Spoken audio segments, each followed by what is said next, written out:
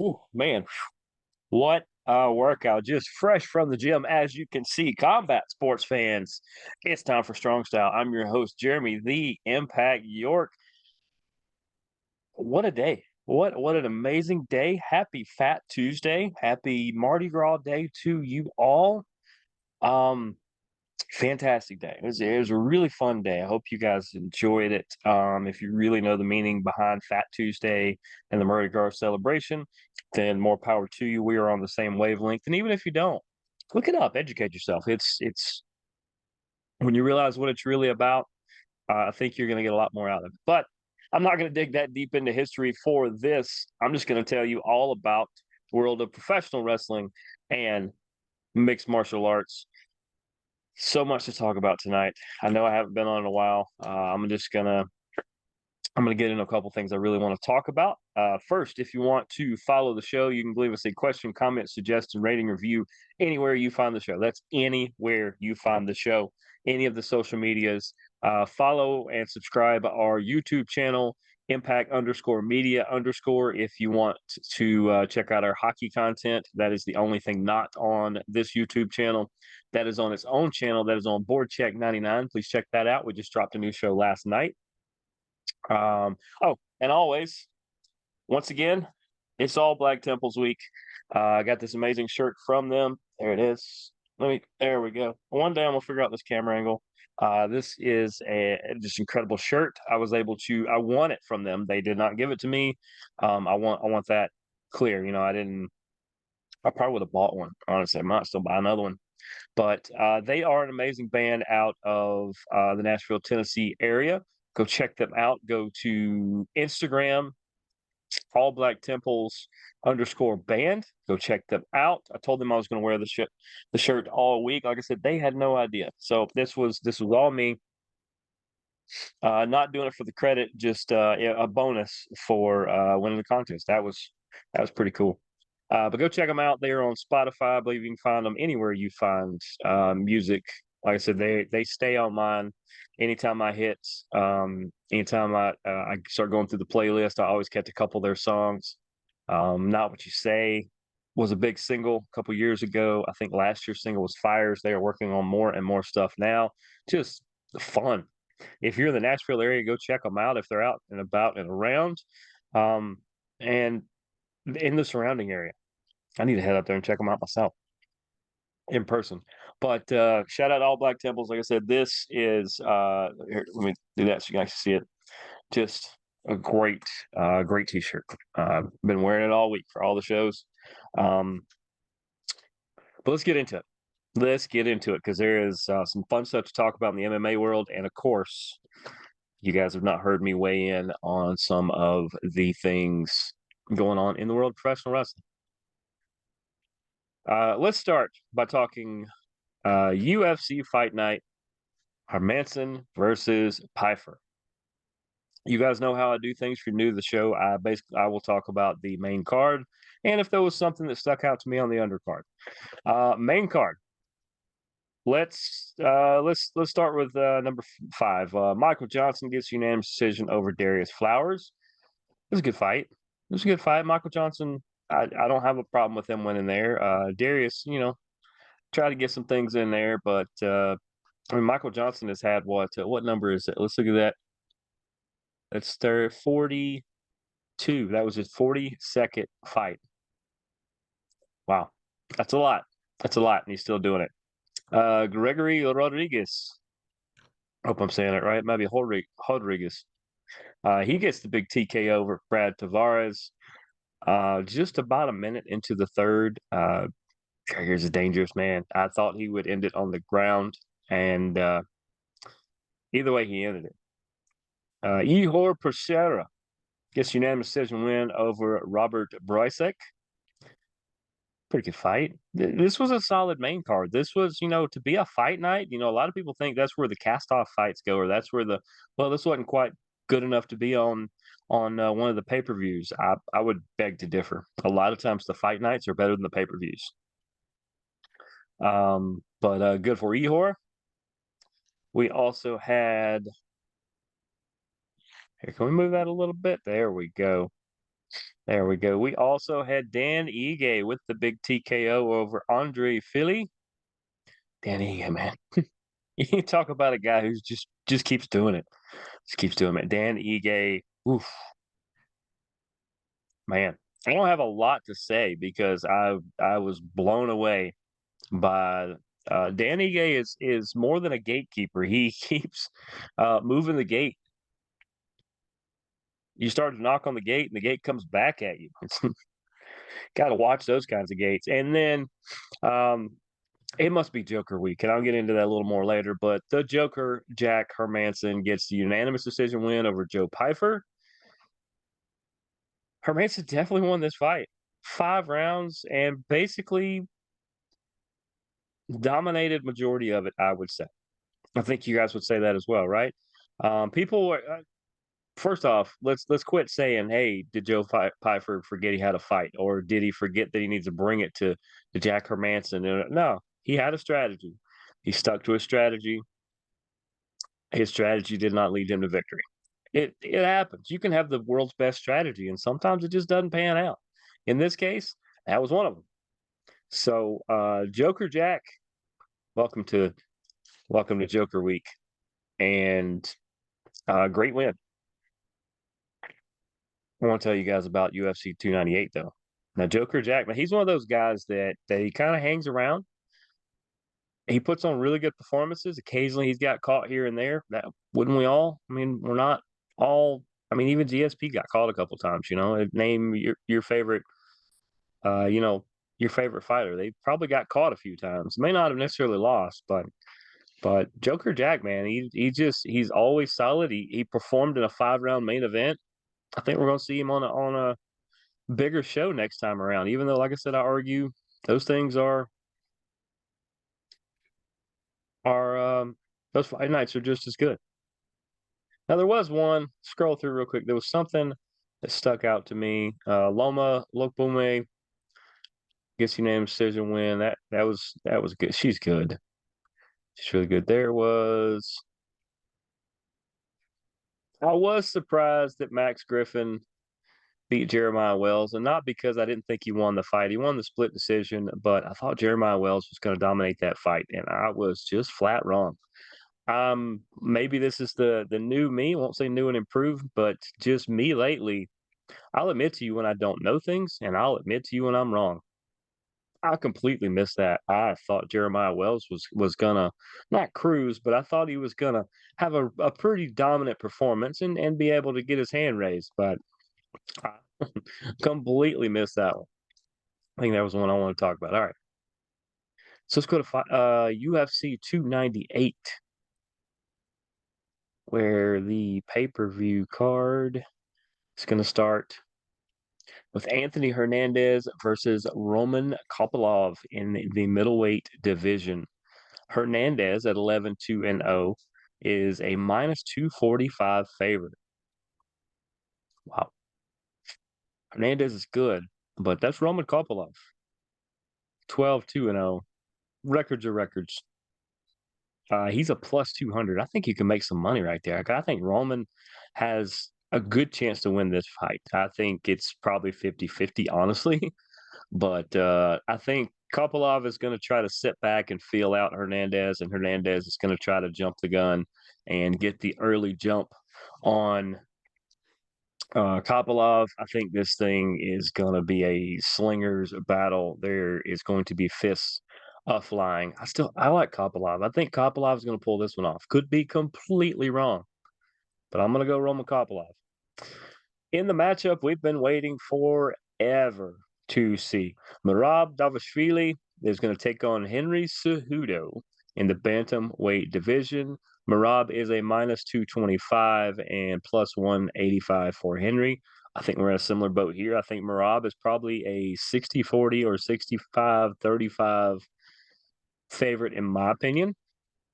That is not to discount Henry Cejudo, but he has not fought in a while.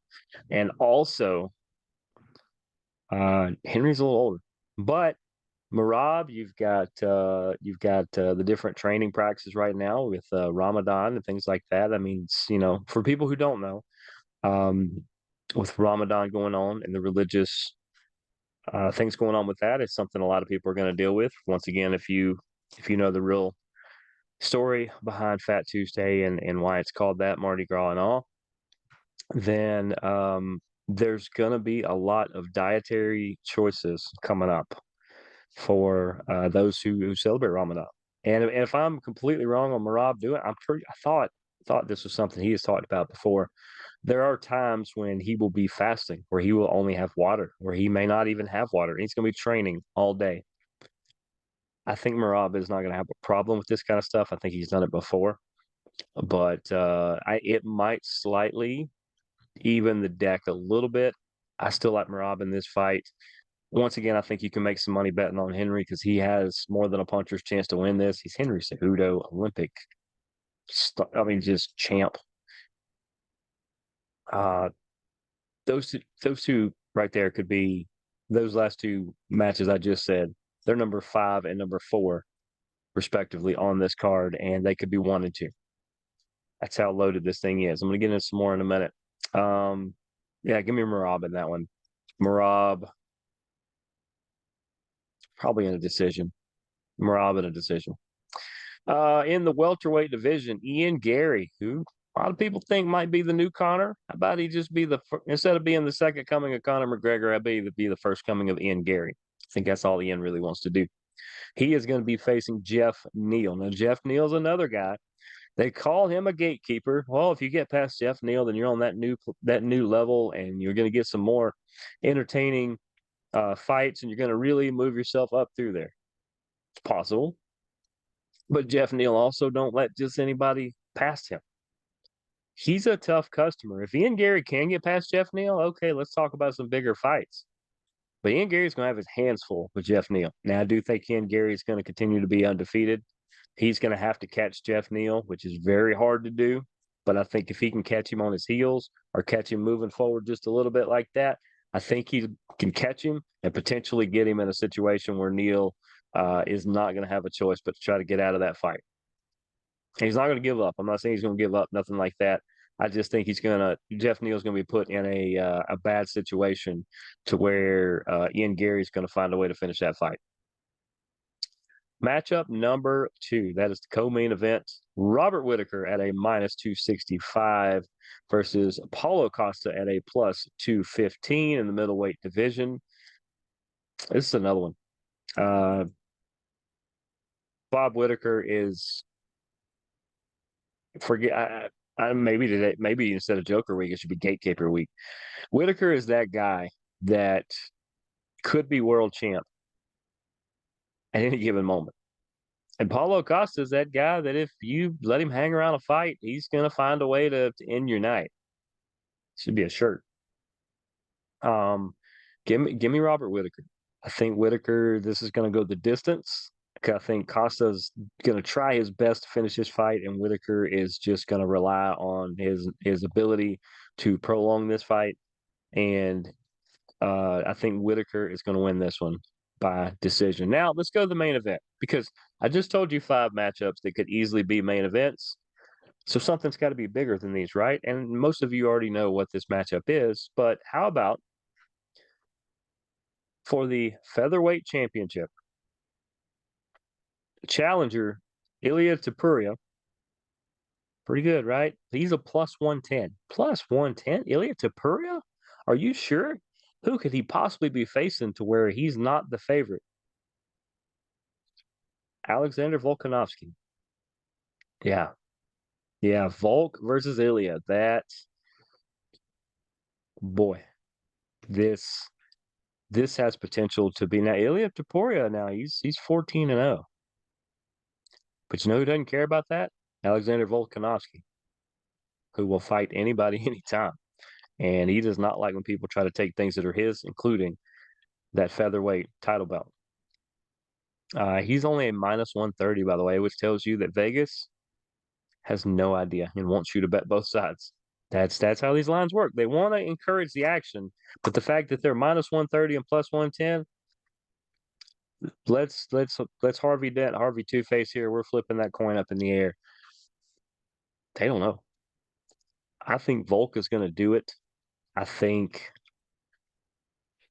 Man, I don't think this goes the distance. I think somewhere in round number 4 is where you're going to get your finish. I think Volk finds a way to do it, but if Ilya pulls this off, wouldn't surprise me at all. But if he beats Volkanovski and takes his title, I could see Volk moving weight classes. Maybe up, maybe down. Don't know. I just have this weird feeling.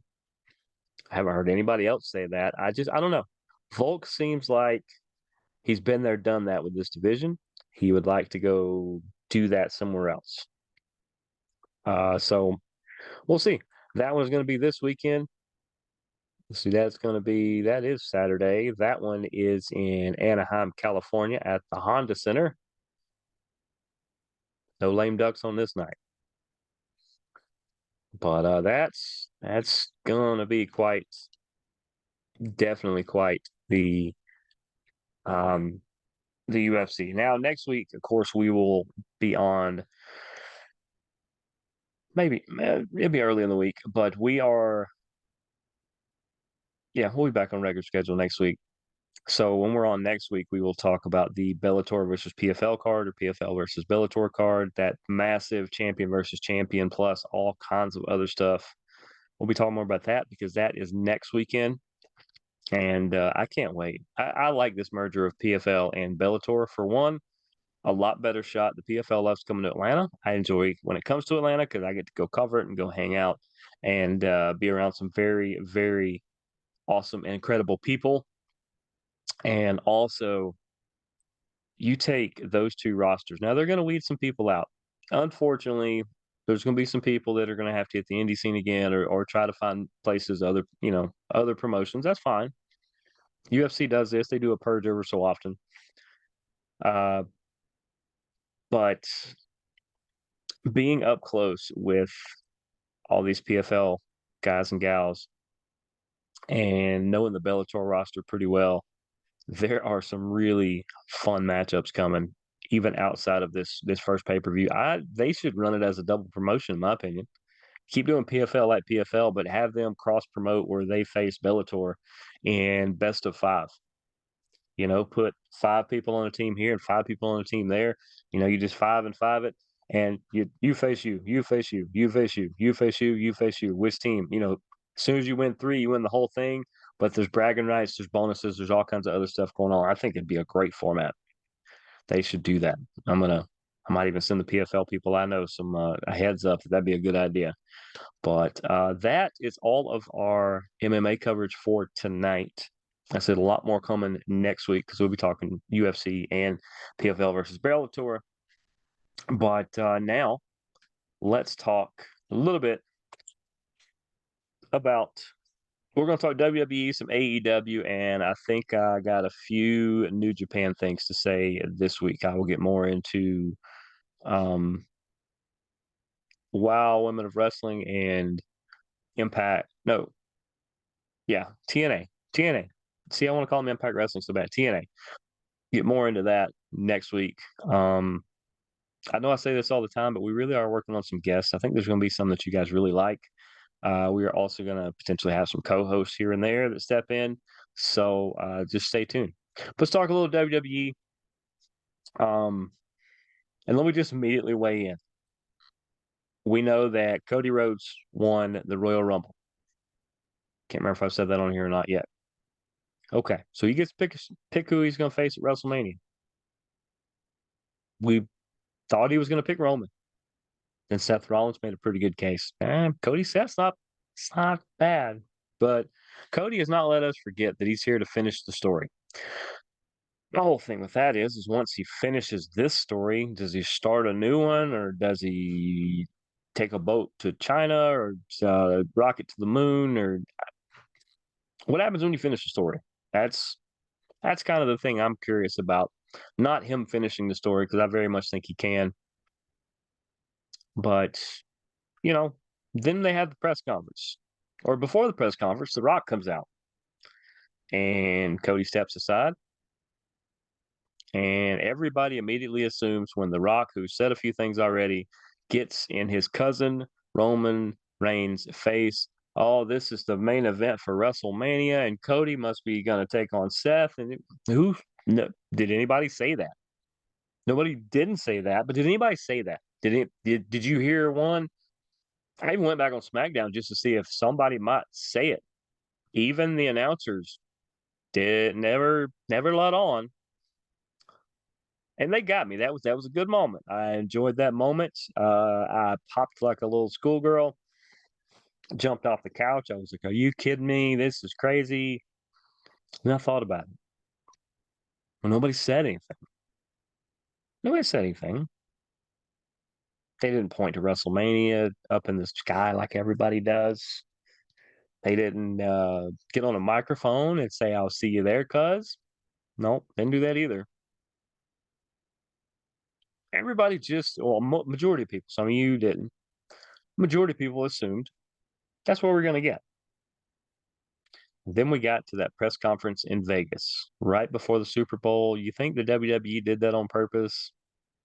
They sure did. Years ago, Chris Jericho said, and he said it again recently, too many times we the fans, I will include myself in this, we the fans, short for fanatics, will jump the gun and not like what we see in front of us right now, not knowing that there is a bigger story arc. This thing can build to a bigger payoff down the road. And it did. You guys think they just up and changed this and suddenly it's Cody and Roman again and The Rock's mad and he slaps Cody at this press conference after showing the whole lineage? By the way, that zoom in and look at that. All the analyze and uh how Rocky Johnson's in there and Tamina and Deuce from Deuce and Domino. I mean, just look in there. Look at there's probably 15, 20 people that have been inside a WWE ring that you recognize, and there are three that if you are watching MLW and things like that, of course I am. You know about Jacob Fatu. You know about God, I forgot his name now. LA, and there's a couple other ones further down the line that have not been in WWE yet. Possibly will be pretty soon, or could be pretty soon.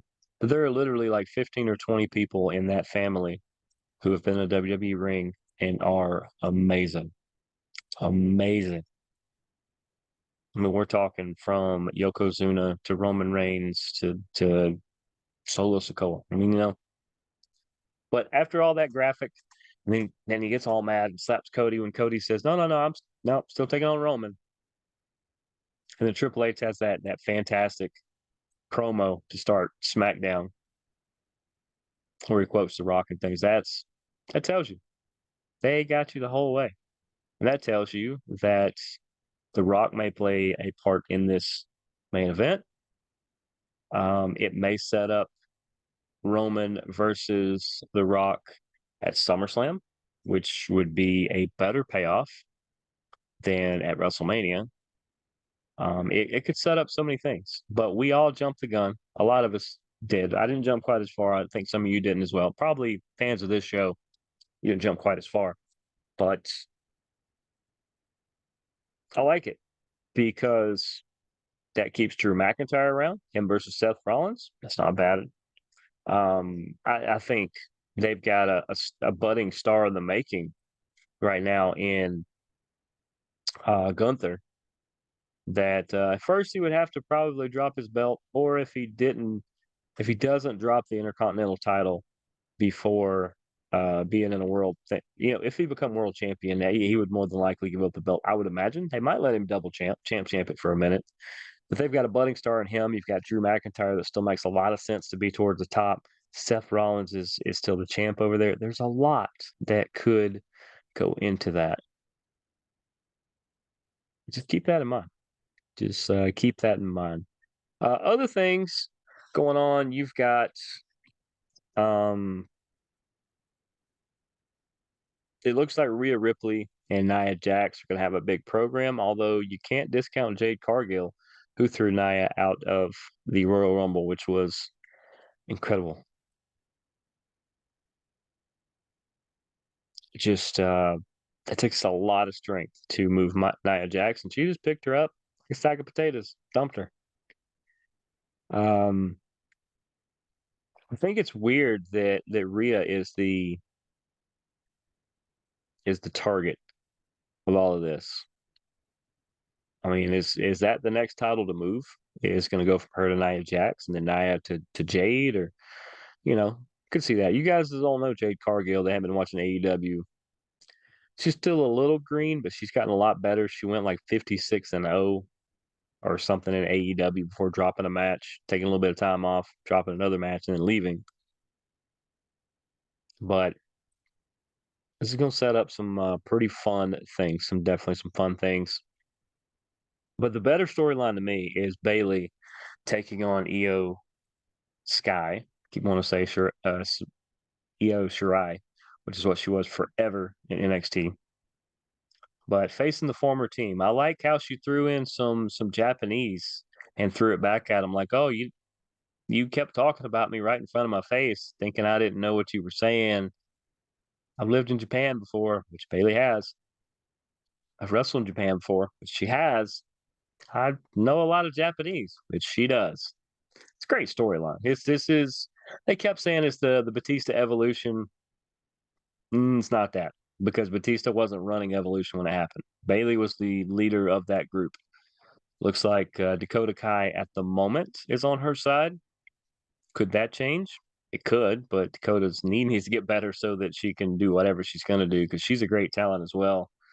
But as big a fan as I am of Bad Bailey, of heel Bailey, Bailey taking that title off Io might be the best thing that could happen in the WWE right now. I mean, across the board. Bailey with another title run might be one of the best things the company could do. And I stand by that. I absolutely stand by that. They got some other stuff, just for the most part, outside of the R-Truth Judgment Day stuff, which is hilarious. R-Truth is by far one of the funniest human beings I've ever met. I met him a long time ago. Um, he's just so funny. He's naturally funny. He just starts talking and being goofy, and that's probably why we would get along very well. I can be that way too. But looks like the payoff for that's going to be Miz and Truth versus McDonough and Dom or something like that. My biggest question about the Judgment Day is A, how long are they going to last? They just released another shirt, so at least a little bit longer. But B, I, when is the cash in going to happen? Damian Priest is he's approaching a year. I think he's right at 10 or 11 months right now. I think he's at 10 or 9.5 or 10, something like that. Yeah, at some point he's got to cash in or he loses it. If there hasn't been a person to go past the year and lose it.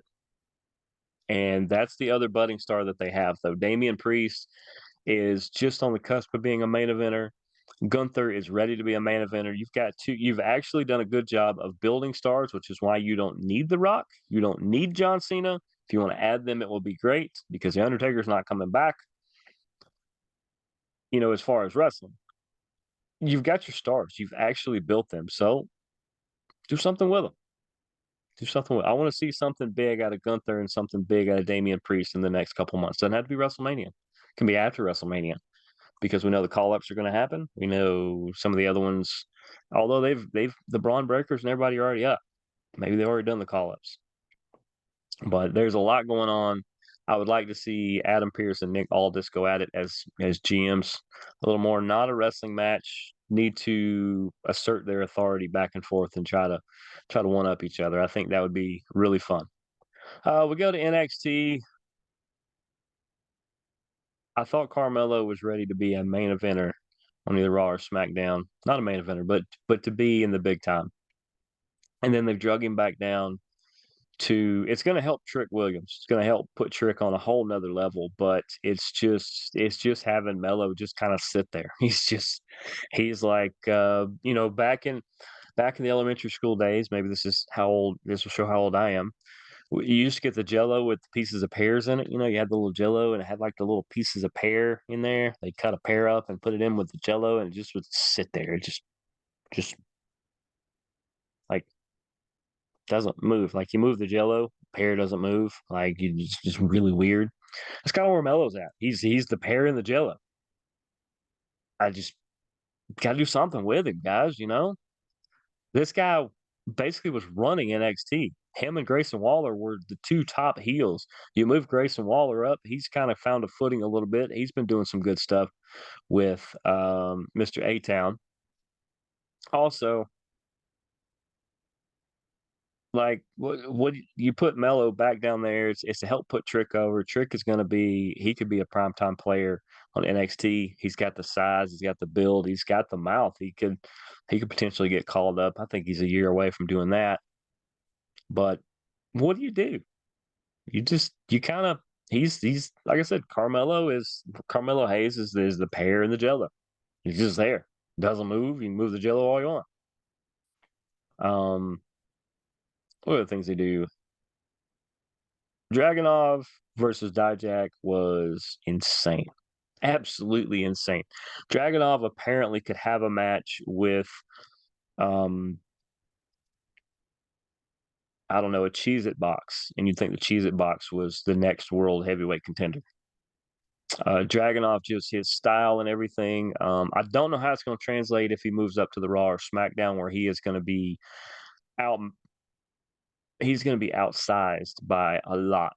But as far as NXT, he can run that place. And Dijak is just he's good. He can run with anybody. He can do anything. I've been watching him for years as well, back in Ring of Honor and all the other places he's been.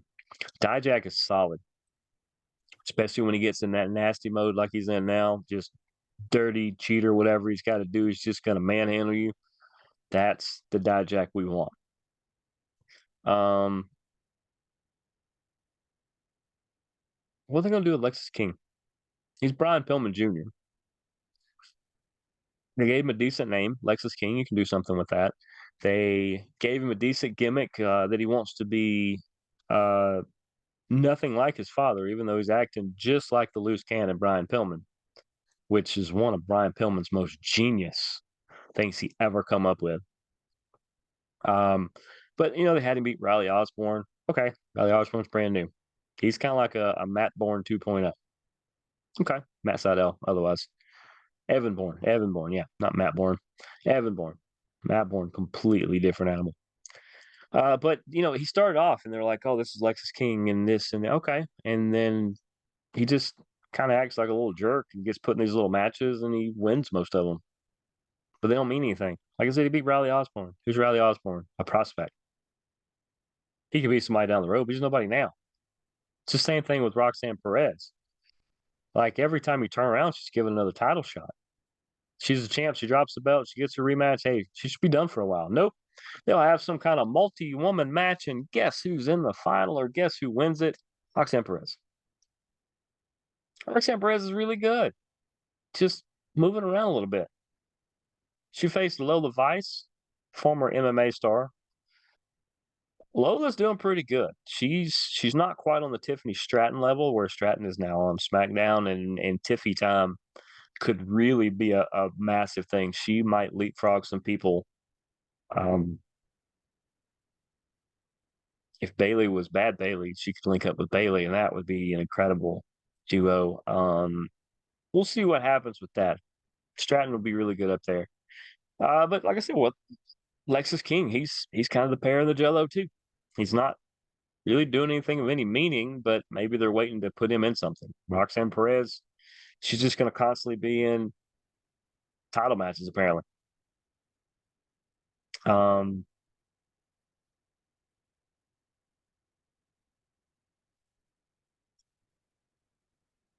Pretty much NXT. Like NXT has started to not quite have the the pow that it did before. I mean, it's not fading. It's still really good. It might be one of the best wrestling shows all week, and I still stand by that.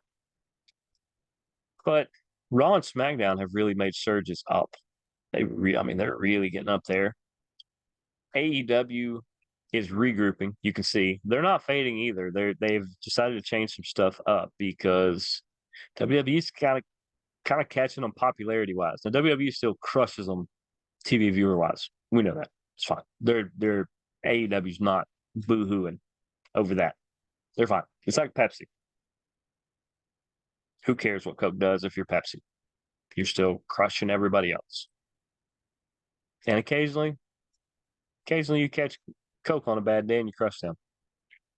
But AEW, I like some of the things they're doing. The Young Bucks attacking Sting, being a little more ruthless, kind of throwing their weight around a little more as kind of authority figures that wrestle. Not an original idea, but it's the first time it's been a tag team. First time, at least that I can recall. And these are two that ultimately, I mean, because look, Sting and Darby, they won the tag team titles, right? They did. Spoiler alert: if you missed it Wednesday, go back and watch it. It was really good. So they're tag champions, and what the Revolution pay per view is coming up. Well, that's the end of Sting's career. That's not a spoiler alert. He told everybody Revolution's my last match. That's when I started 5 years ago. That's going to be my last match, Revolution. So what do you do with the tag belts? Now here's the thing. Here's the idea that I had is that the Young Bucks make it look like, oh well, clearly we're the Young Bucks. We're part of the board here. We're going to make sure that we get the tag titles back. That way, when Sting rides off in the sunset, he doesn't ride off with the belts. That's not bad, but everybody sees that coming. Why would you not have it look that way? Sting and Darby end up still winning. Sting goes out on top, where Darby either finds another partner or he just says, you know what, Sting's not around. Here's these belts back. I'm going to start going for that belt over there. That sounds more like a Darby thing, does it not? Sounds a lot more like a Darby thing. So that's where I think they should go with that. Other than that, anytime Swerve Strickland and Hangman Page are in a match, it's worth watching. If they are against each other, stop what you're doing, DVR it, watch it 1,673 times, maybe in 74th. These two just have a chemistry between them as opponents that it's one of the best rivalries in AEW. And it just randomly happens. The end of, like a second round matchup in a tournament, and then towards the end of the tournament, and then post tournament, or random rampage match, And these two are just on that level right now. Swerve is the next big star in AEW. I don't know what they're going to do with it because now it's a triple threat with those two, and Samoa Joe. I think Joe needs to be a champ for a little bit longer, but I would argue that Swerve Strickland needs that belt sooner rather than later. Of course, bad guy's not going to be a bad guy, more than likely. Triple threat, at least it gives them the opportunity because he could pin Hangman. Swerve could pin Hangman and be the champ, and Joe could get mad about that, and you could flip one good or bad. Swerve, as good as he is at being bad, the crowd loves it and eats up everything he says so much. Maybe you flip him.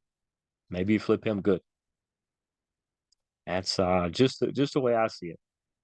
The women's division, uh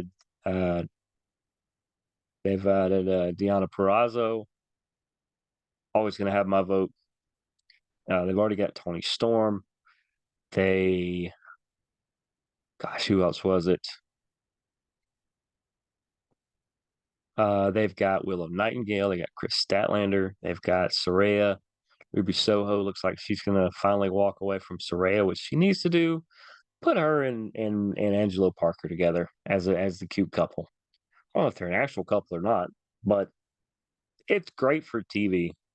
It's great for TV. You don't have that, right now. Sammy Guevara is on his own. His wife's at home with his kid. She'll eventually come back, but she's not right now. So you kind of need an on-screen romantic couple. Why not Soho and Parker? But that women's division is just loaded. Even when they put in Red Velvet and Queen Amanada, they're going to lose, and yet you still want to watch. And that is a hard level to get to, where I still want to watch the match, even though I am 99.9% sure who's going to win. I like the CMLL kind of invasion a little bit. I like that they're going after the Blackpool Combat Club because that is somebody who's not going to take crap off anybody. Um, and I'll get a little into Mox when we get into our New Japan stuff. But what else was it with AEW? They had something else going on. That was how about the Undisputed Kingdom, or isn't that what they're called? Roderick Strong, Matt Taven, Mike Bennett, Wardlow, and the still dinged up Adam Cole. To be supposedly the best faction in the company, they're not doing a real good job. Right now, don't take this personal, big man, because I like a lot of stuff you do, but I could care less what Wardlow does. Because any match he's in is like a minute and a half, even when he faces big people that he shouldn't. Like I think he beat Willie Mack in like 5 minutes. Really, Willie Mack's all world. It's just if that's all you're gonna do is crush people, then that tells me you have no stamina and you can't go more than a handful of minutes. And I don't. That means that's bathroom break for me. Appreciate it. Adam Cole being dinged up means they have to wheel him around everywhere, so it takes away his ability to kind of be sneaky and conniving because you see him coming a mile away. He's like the Claw and Inspector Gadget. He's every time you look, he's sitting on the couch. He's in that chair with the cat. Maybe you should get Adam Cole a cat. That just because I'm a fan of cats. I don't know, do something. And then Roddy's annoying. That's what he always is. He's good at being annoying. And Matt Taven and Mike Bennett are all world heavyweight contenders if they want to be. They're probably one of the best tag teams on the show. And they hold the Ring of Honor belts, which is nice, but this group doesn't do anything. They've been chasing down Orange Cassidy, but hey, get in line. So is 200 other people in AEW. It's just do something different. You guys being the undisputed, like, why not have Adam Cole do the devil like things he was doing when he was behind the mask with the devil? He's up on a screen like this, and you're looking down at the ring, and his little minions go do his bidding. That's way more effective than wheeling him out to the ring and having Wardlow sit there and pick his nose. Not Adam Cole's nose. That'd be even weirder. Sit there and pick his own nose. Like, that's supposed to be the big heel faction, and they're not. I mean, Dominic Mysterio gets booed out of the building. That's how good he's doing his job. Adam Cole comes out and people don't know what to do. Fix it, AEW. That's supposed to be your big faction. And they're not. I mean, name any other faction. They're bigger than them right now. Maybe that's why they're taking on the best friends, is because the best friends are so beloved and Orange Cassidy that they say if they have a feud with them and they're dastardly to them, that maybe it'll flip the crowd. Maybe, but why is every time you need heat on a bad guy, Orange Cassidy the guy you go after? It tells you what he is to that company. He's one of the cornerstones. I mean, what else would you do there? They've got to rethink some things. Like I said, I think WWE has caught up to them popularity wise a little bit. They're still maybe a step behind them, but they're right on them. And right now, WWE's stories are pretty close to being more compelling. It's probably, I'll say that again, 60-40, 65-35. That's just kind of where I see them right now. They've got to do some different stuff. Um,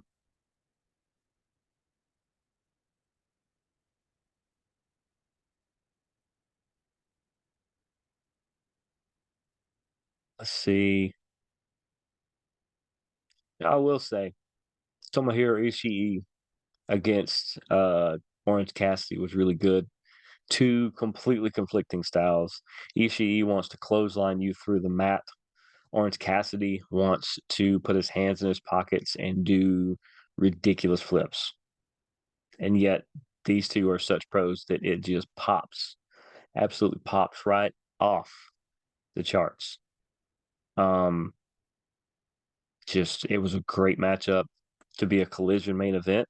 It was one of the best matches they had all week, by far. By far. There was a couple sneaky ones in there by far. But like I said, don't it's not doom and gloom on AEW. I don't want people to say, "Oh, he's a WWE homer." I'm definitely not that. I'm not a homer for either one of them. I'm just saying, based on the content, based on what I'm watching, AEW needs to button some stuff up, and WWE could be a little less uptight. But ever since Triple H come back, things are booming. Ever since Vince found a way to remove himself from the situation, they're booming even more. Just tells you what works. Lastly, as I said, I want to talk a little about New Japan. Last week, they had Tetsuya Naito, one of my favorites, against one of my other favorites, his former protege, Sonata, where Naito won the belt. He took it from Sonata. It's time for him to run with the belt for a minute. They're losing Okada to more than likely WWE. They lost Will Ospreay to AEW, who will be showing up very, very soon to that. But they've got tons of people over there. It's about to be the Finley era over there, as David Finley is running a different kind of Bullet Club. And I like they faction up over there and they do it right. They do a lot of different things where it's faction on faction. When they travel around, there's 5 members of each faction. So you're always going to get 1 versus 1, 2 versus 2, 3 versus 3. Sometimes you get 4 or 5, on either side. But there's always these rivalries, always these split offs. One of the 5 will split off and make another faction, or they'll bump somebody out of this one, or the Bullet Club will have 16 members like the NWO did. I mean, they do factions right. AEW does a pretty good job. WWE's starting to figure it out, but nobody does factions like New Japan. And this week they actually had some pretty good moments. Or they had a really outstanding moment, in my opinion, and they had some really good matches. The outstanding moment was that Shota Umino come to the ring and got attacked by, not calling him by the other name, by Jack Perry. I haven't seen Jack Perry in months. But I do know that AEW sent some of their people to New Japan, and New Japan have sent some of their people to AEW. On top of the CMLL, it's the same way. If you don't see your favorite AEW stars currently, they're probably in Mexico or they're probably in Japan. They're doing a talent exchange. I love when they do this. And it was good to see Jack Perry and him against Shota Umino. That's going to raise Jack a level. Jack needed a change of scenery. For one, he kept getting in backstage altercations. One was with CM Punk. Imagine that. But he kept rubbing the wrong people, kept bumping into the wrong people. So change of scenery, go to Japan for a little while, get better, elevate yourself, jump in a faction, find a faction. That was the bigger moment to me. Now, the best match that they only showed 2 matches. Eddie Kingston versus Gabe Kidd. Gabe Kidd, legit, tough guy. Eddie Kingston just on another level right now. And Kingston, of course, wins. But, man, Gabe Kidd more than hung with him. There were times when I thought Kingston might actually lose. And in the end, Kingston is able to win that. And Kidd's not going to hold his head low. Oh, no, Kingston didn't win. It was a double countout. They just continued to brawl for like the last half of the match. And finally, the referee just threw it out. Fine. Neither one of them needed the win or the loss. It just wanted to show the two of them just wanted to pound each other, and they did. And then the main event was Moxley versus Shingo Takagi. Shingo is a big time star over there. Like he's approaching the Shinsuke Nakamura level before Nakamura defected to WWE. I don't think Shingo's going to go anywhere. He very much enjoys being over there. I don't think his English is very good either. Not like, yeah, don't get me wrong. Nakamura can speak better English than he does on TV. Just, go ahead and break that glass for you guys. But these two just battled. There was a lot of blood because it's Moxley, and if he can do something goofy like that, he does. And in the end, Mox did win, but Shingo can hold his own with Moxley, and that's saying a lot because it's a very brutal style to run with Mox. But like I said, tons going on. So much action going each direction. Um, Next week we'll talk about all that and more. We'll talk some WoW, women's wrestling. We'll have some more TNA stuff coming on, and who knows who might be on. You want to tune on each and every week. But that's going to be the end of our show. This has been another great edition of Strong Style. I'm gonna get back to my strenuous workouts. Um, what am I missing? Happy Ash Wednesday tomorrow to all those applied to, and happy Valentine's Day to all those applied to, and happy Fat Tuesday, Mardi Gras today. We will see you guys next week. Go watch wrestling. Go watch fighting. Deuces, gooses.